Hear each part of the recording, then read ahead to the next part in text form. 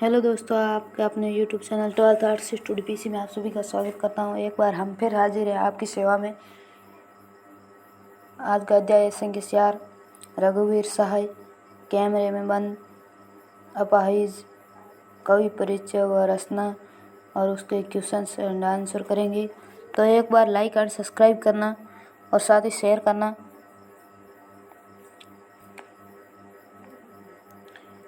कवि परिचय। कवि रघुवीर सहाय का जन्म उत्तर प्रदेश के लखनऊ में सन 1929 में हुआ।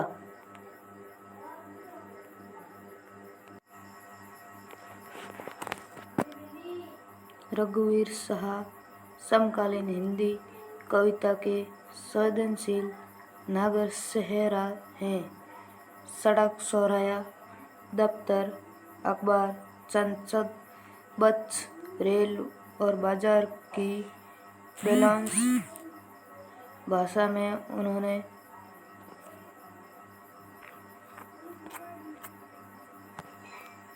कविता लिखी। पेशे से वे पत्रकार थे, लेकिन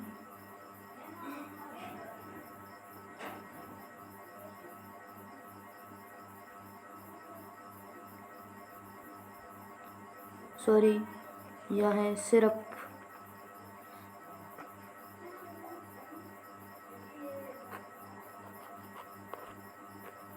मिस्टेक हो गया।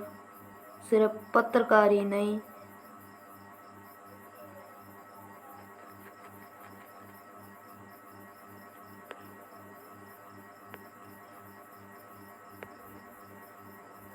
सिद्ध और कवि भी थे।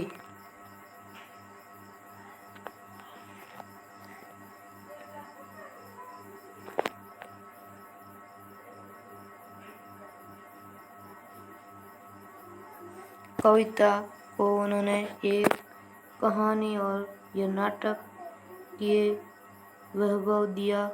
उनका निधन नई दिल्ली में सन 1990 में हुआ था। उन्होंने कई रचनाएं भी लिखी थी।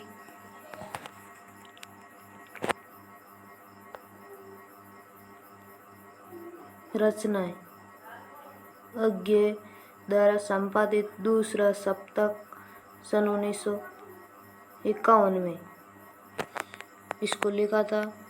आरंभिक कविताएं: महत्वपूर्ण काव्य संकलन, सीढ़ियों पर धूप में, आत्महत्या के विरुद्ध, हंसो हंसो जल्दी हंसो। उन्होंने पत्रिकाएं भी लिखी। पत्रकारिता: ऑल इंडिया रेडियो के हिंदी समाचार विभाग से संबंध रहे। फिर हैदराबाद से निकलने वाली पत्रिका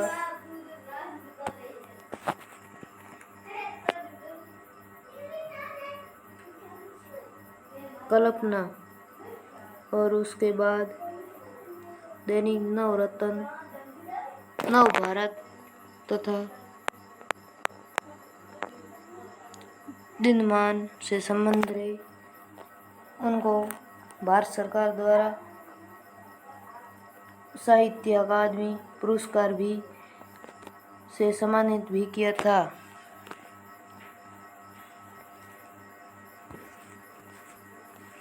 हाँ तो दोस्तों, एक बार आपसे रिक्वेस्ट करना चाहता हूँ कि हमारे YouTube चैनल को लाइक एंड सब्सक्राइब करना, साथ ही बेल आइकन को प्रेस करना, जिससे कोई वीडियो की नोटिफिकेशन आपको सबसे पहले मिल सके। हाँ तो आज का हमारा क्वेश्चन संख्या 1, कविता में कुछ पंक्तियाँ कोष्ठकों में रखी गई हैं, आपकी समझ से उसका क्या औचित्य है? कैमरे बंद, अपाहिज, कविता में कुछ पंक्तियाँ कोष्ठकों में रखी गई जो निम्न है। कैमरा दिखाओ, इससे बड़ा।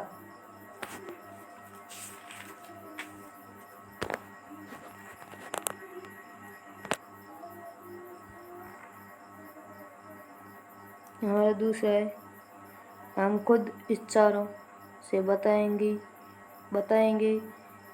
कि ऐसा क्या ऐसा। 3 नंबर है, यह अक्सर खो देंगे। 4 नंबर, यह प्रश्न पूछा नहीं जाएगा। 5 नंबर, असह्य आप उससे आपकी अपंगता की पीड़ा मानेंगे।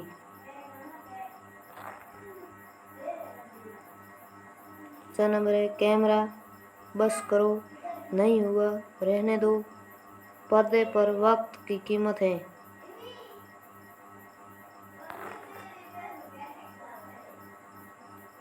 बस थोड़ी कसर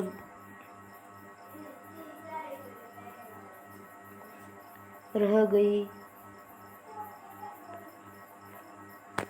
है। इन पंक्तियों में 3 प्रकार के कथन हैं। 1, कार्यक्रम के संचालक के स्वागत कथन। दूसरा है, कैमरामैन को दिए निर्देश। तीसरा है, अपाहिज व्यक्ति द्वारा दर्शकों को संबंधित कथन। शैली की दृष्टि से यह कविता में एक नया प्रयोग हो सकता है, परंतु इसका काव्यात्मक सौंदर्य से कोई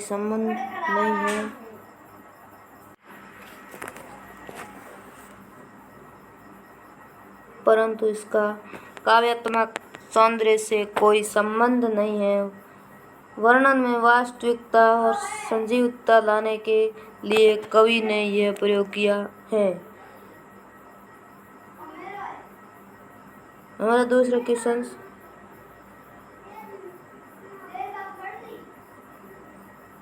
कैमरे में बंद अपाहिज करुणा के मुकुट से छिपी क्रूरता की कविता है, विचार कीजिए। उत्तर है, कैमरे में बंद अपाहिज व्यक्ति। कविता में एक अपाहिज मनुष्य का कैमरे के सामने साक्षात्मक दिखाया गया है। ऊपर से देखने पर तो यह कार्यक्रम उस अपाहिज की पीड़ा को दिखाकर उसके प्रति दर्शकों के मन में सहानुभूति जगाने के लिए प्रस्तुत किया जा रहा है। वास्तव में तो इसका उद्देश्य दूरदर्शन के अपने चैनल को लोकप्रिय बनाना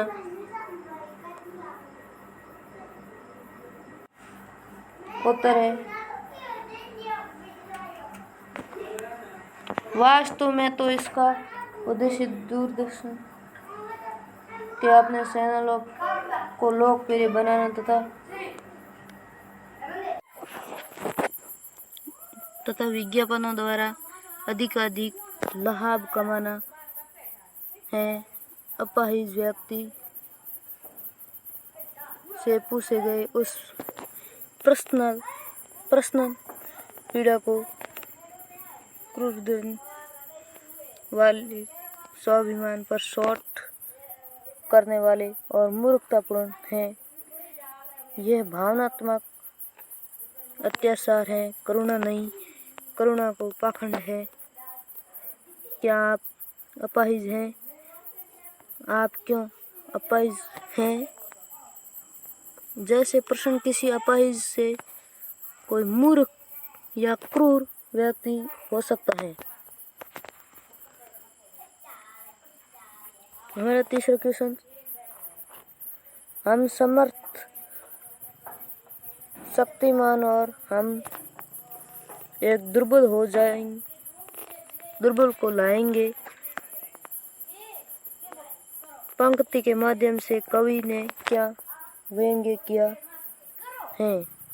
उत्तर है, कैमरे में बंद अपाहिज कविता में कवि रघुवीर सहाय ने इलेक्ट्रॉनिक मीडिया की सोच पर क्या व्यंग्य किया है? दूरदर्शन पर विभिन्न चैनलों के संचालक समझते हैं कि वे सब कुछ करने में समर्थ हैं। वे एक दुर्बल को लाएंगे कि दूरदर्शन की घोषणा उसके इसी अहंकार को सूचित करती है कि वह समर्थवान और शक्तिशाली है तथा अन्य को अशक्त और दुर्बल है। कवि ने इस इन पंक्तियों के माध्यम से दूरदर्शन की इस दूषित मनोवृत्ति का चित्रण व्यंग्यपूर्ण किया है। हाँ, तो हमारा क्वेश्चन संख्या 4। यदि शारीरिक रूप से चुनौती का सामना कर रहे व्यक्ति और दर्शक दोनों एक साथ रोने लगे तो उससे प्रश्नकर्ता का कौन सा उद्देश्य पूरा होगा? उत्तर है, दूरदर्शन का उद्देश्य कैमरे के सामने अपाहिज व्यक्ति से प्रश्न करके उसके दुख के बारे में पूछता है। वह प्रयास करता है कि अपने दुख को कहते कहते वह रोने लगे तथा उसे रोता देख कर दयावंशक दर्शक भी रोने लगे। यदि ऐसा हो जाए तो उसका कार्यक्रम सफल हो जाएगा। इसकी लोकप्रियता बढ़ जाएगी तथा अधिकाधिक दर्शकों के उसके साथ जोड़ने से उसका खूब आर्थिक भी होगा। इस प्रकार इसका धन तथा लोकप्रियता कमाने का उद्देश्य पूरा हो जाएगा। हाँ, तो हमारा अगला क्वेश्चन संख्या 5। पर्दे के वक्त की कीमत है, यह कहकर कवि ने पूरे साक्षात्कार के प्रति अपना नजरिया किस रूप से देखा है? हमारा उत्तर है, साक्षात्कार में न विकलांग अपनी पीड़ा बताता है और न रोता है, न दर्शक ही आंसू बहते हैं।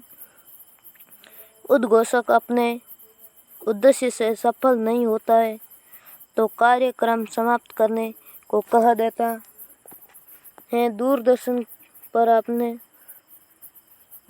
पर समय की कीमत है। प्राप्त धन के अनुरूप ही दूरदर्शन पर समय दिया जाता है। कवि ने इस प्रवृत्ति पर व्यंग्य दिया है और उसे निंदनीय माना है।